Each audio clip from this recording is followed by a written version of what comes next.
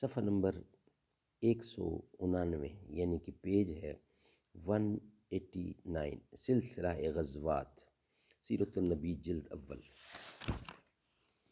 اردو زبان میں سرور عالم صلی اللہ علیہ وسلم کی سیرت پر جامع ترین کتاب سیرت النبی صلی اللہ علیہ وآلہ وسلم، علامہ شبلی نعمانی رحمۃ اللہ، علامہ سید سلیمان ندوی رحمۃ اللہ۔ اعوذ باللہ السمیع العلیم من الشیطان الرجیم، بسم اللہ الرحمن الرحیم۔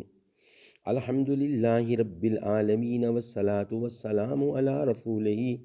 محمد وعلی آلہ واصحابہ اجمعین۔ یہ فیضان نظر تھا یا کہ مکتب کی کرامت تھی، یہ فیضان نظر تھا یا کہ مکتب کی کرامت تھی، سکھائے کس نے اسماعیل کو آداب فرزندی۔ پیج نمبر 189، سلسلہ غزوات، یہ سبجیکٹ ہے ہمارا۔ کیا عجیب بات ہے، ارباب سیر مغازی کی داستان جس قدر زیادہ دراز نفسی اور بلند آہنگی سے بیان کرتے ہیں، یورپ اسی قدر اس کو زیادہ شوق سے جی لگا کر سنتا ہے اور چاہتا ہے کہ داستان اور پھیلی جائے اور پھیلتی جائے، کیونکہ اس کو اسلام کے جو جور و ستم کا جو مرقع آراستہ کرنا ہے، اس کے نقش و نگار کے لیے لہو کے چند قطرے نہیں بلکہ چشمہ ہائے خون درکار ہیں۔ یورپ کے تمام مورخوں نے سیرت النبی کو اس انداز میں لکھا ہے کہ وہ لڑائیوں کا ایک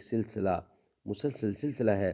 جس کا مقصد یہ ہے کہ لوگ زبردستی مسلمان بنائے جائیں، لیکن یہ خیال چونکہ واقعہ میں غلط اور سرتاپا غلط ہے، اس لیے مغازی کی ابتدا سے پہلے ضرور ہے کہ اس بحث کا فیصلہ کیا جائے۔ عام خیال یہ ہے کہ اسلام جب تک مکہ میں تھا مصائب گونہ گوں کی آماج گاہ تھا، مدینہ میں آ کر اس کی کلفتیں دور ہوئیں، مگر یہ خیال صحیح نہیں۔ مکہ میں جو مصیبت تھی وہ سخت تھی لیکن تنہا اور منفرد تھی، مدینہ میں آ کر وہ متعدد اور گونہ گوں بن گئیں، مگر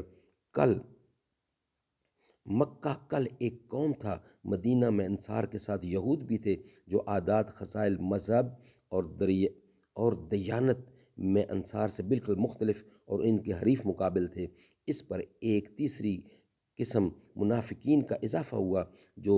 مارے آستین ہونے کی وجہ سے دونوں سے زیادہ خطرناک تھے۔ مکہ اگر قابو میں آ جاتا تو حرم کی وسعت اثر کی وجہ سے تمام عرب کی گردنیں خم ہو جاتی، لیکن مدینہ کا اثر چار دیواری تک محدود تھا۔ مدینہ اب تک بیرونی خطرات سے بالکل مطمئن تھا، لیکن رسول اللہ صلی اللہ علیہ وسلم کی قیام گاہ ہونے نے اس کو قریش کے غیظ و غضب کا تاراج گاہ بنا دیا۔ حضرت صلی اللہ علیہ وسلم جب مکہ سے چلے آئے تو چند ہی روز کے بعد قریش نے عبداللہ بن ابی کو، جو واقعہ ہجرت کے قبل رئیس الانصار کا تھا اور انصار نے اس کی تاجپوشی کی شاہانہ رسم ادا کرنے کے لیے تیاری کر لی تھی، خط لکھا جس کے الفاظ یہ تھے: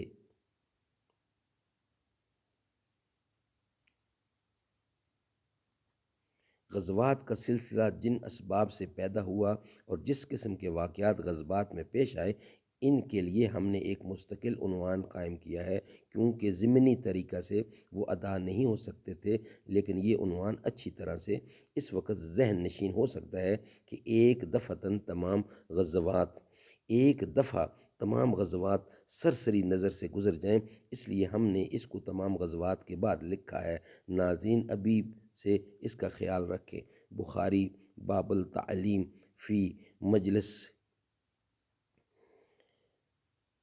حضرت صلی اللہ علیہ وسلم جب مکہ سے چلے آئے تو چند ہی روز کے بعد قریش نے عبداللہ بن ابی کو، جو واقعہ یہ ہجرت کے قبل رئیس الانصار تھے اور انصار نے اس کی تاجپوشی کی تھی، شاہانہ رسم ادا کرنے کے لیے تیاری کر لی تھی، خط لکھا اس کو جس کے الفاظ یہ تھے: ہم نے یہ خط ان کو لکھا گیا، اس کے الفاظ بیان کیے جا رہے ہیں: تم نے ہمارے آدمی کو اپنے ہاں پناہ دی ہے، ہم خدا کی قسم کھاتے ہیں کہ یا تو تم لوگ ان کو قتل کر ڈالو یا مدینہ سے نکال دو،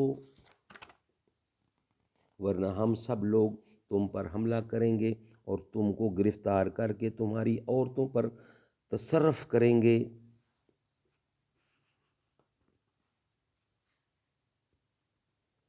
جب آن حضرت صلی اللہ علیہ وسلم کو یہ خبر معلوم ہوئی تو آپ عبداللہ کے پاس تشریف لے گئے، اس کو سمجھایا کہ کیا تم خود اپنے بیٹوں اور بھائیوں سے لڑو گے؟